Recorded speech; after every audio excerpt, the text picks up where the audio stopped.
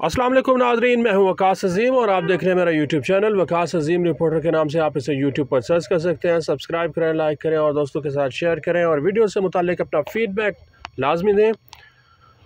दोस्तों, वज़ारत ख़ज़ाना में हुकूमत पाकिस्तान और IMF के दरमियान इस वक्त मुज़ाकरात चल रहे हैं, लेकिन पिछले 2-3 रोज़ के जो मुज़ाकरात हुए हैं उनको देख कर ऐसा महसूस होता है कि हुकूमत पाकिस्तान की जो पोजीशन है वो इस वक्त काफ़ी बेहतर है। अगरचे ये पोजीशन पाकिस्तान की मुआशी सूरत हाल की वजह से बेहतर नहीं दिखाई दे रही, क्योंकि इसके पीछे जो है कुछ कहानी और है। और हुकूमत पाकिस्तान को अब इस बात का अंदाज़ा हो गया है कि अगरचे पाकिस्तान की मईशत की कारकर्दगी अच्छी हो या फिर ना हो, लेकिन जब अमरीकी सदर डोनाल्ड ट्रंप ने पाकिस्तान की तारीफ़ कर दी है तो फिर ये IMF के मुज़ाकरात अब बच्चों का खेल रह गए हैं।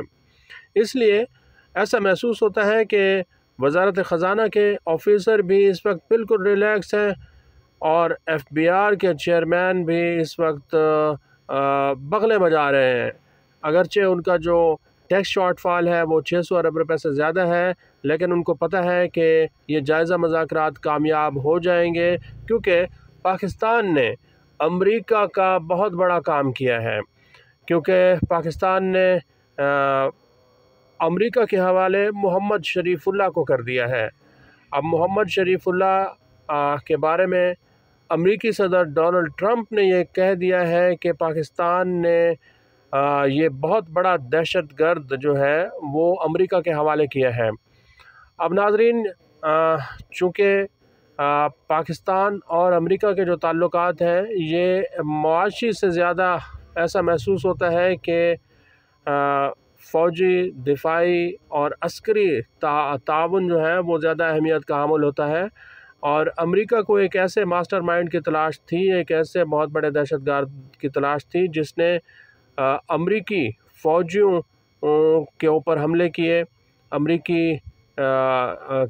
अमेरिका की जो फ़ौजें थी जब अफ़गानिस्तान से 2021 में निकल रही थी, तो उस वक्त मोहम्मद शरीफुल्लाह, जो कि इस वक्त अमेरिका की तहवील में है और पाकिस्तान की मदद से, पाकिस्तान की मिलिट्री इंटेलिजेंस की मदद से, पाकिस्तान की एस्टेब्लिशमेंट की वजह से, पाकिस्तान की फ़ौज की वजह से मोहम्मद शरीफुल्लाह को अमेरिका के हवाले किया गया है।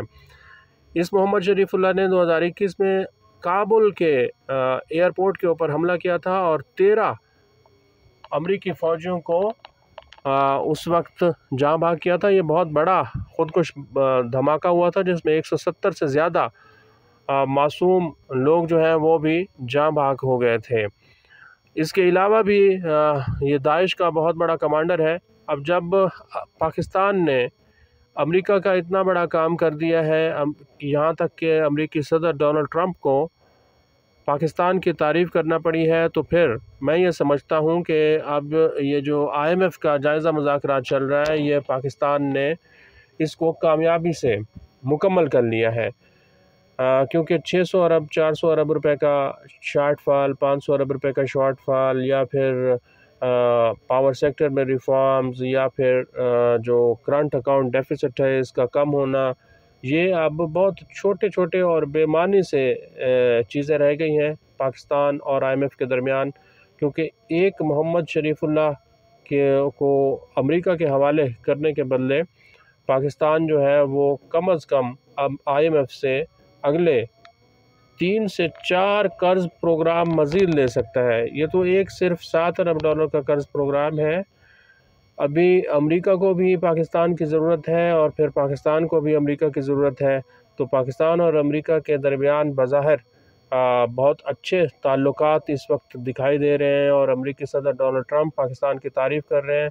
तो एक मोहम्मद शरीफुल्लाह को जब हमने अमेरिका के हवाले कर दिया है तो इसके बदले में IMF से कम अज़ कम हमें 20 से 25 अरब डॉलर का कर्ज़ा मज़ीद मिल सकता है। और ये कर्ज़ा हम अगले 15-20 साल मज़ीद IMF से कर्ज़ा ले सकते हैं।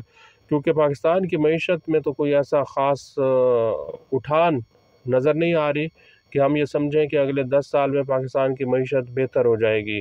इस्लाहात के नाम पर हम IMF को भी बेवकूफ़ बनाते रहते हैं और निजकारी के नाम पर भी उनको धोखे में रखते हैं।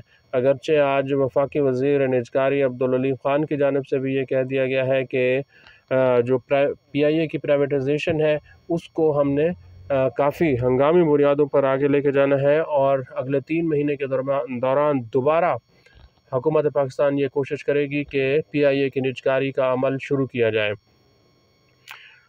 तो पाकिस्तान के लोगों को नौजवानों को रोज़गार चाहिए, उनको अपनी इनकम बढ़ानी चाहिए, महंगाई से उनको रिलीफ देना चाहिए।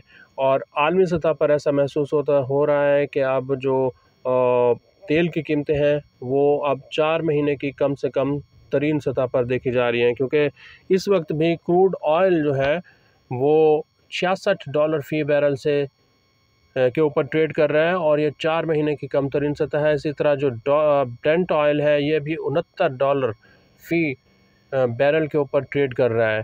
तो $70 से नीचे ब्रेंट की प्राइस है और 67 से कम होकर $66 फ़ी बैरल पर क्रूड ऑयल की प्राइसेस हैं। और इसी तरह अमेरिका और चीन मेक्सिको की जो जंग है वो जारी रहती है, तो फिर तेल की कीमतें नीचे आती रहेंगी। इससे पाकिस्तान के अवाम को फ़ायदा होगा और पाकिस्तान के जो नौजवान हैं उनके लिए मौक़े हैं कि वो अपनी इनकम को बढ़ाने के लिए जो नए इस वक्त फाइनेंशियल टूल्स आए हुए हैं, नए इन्वेस्टमेंट के मौके आए हुए हैं, डिजिटल एसेट्स में, क्रिप्टो करेंसी में, इनमें अपनी इन्वेस्टमेंट को बढ़ाएं, यहाँ पर अपनी तवज्जो करें, इनको सीखें ताकि पाकिस्तान के नौजवानों की इनकम बढ़ सके बाशमूल मेरे। तो जो नए जदीद एवेन्यूज़ आ रहे हैं, मौक़े आ रहे हैं, वहाँ पर ज़्यादा से ज़्यादा फ़ोकस करना चाहिए। बाकी तो मुल्की और जो बैनुल-अक़वामी सूरत हाल है वो हमारे सामने है, लेकिन जब तक हम ख़ुद अपनी मईशत को, अपने घर की मईशत को बेहतर नहीं करेंगे उस वक्त तक हमारे हालात बदलने वाले नहीं हैं।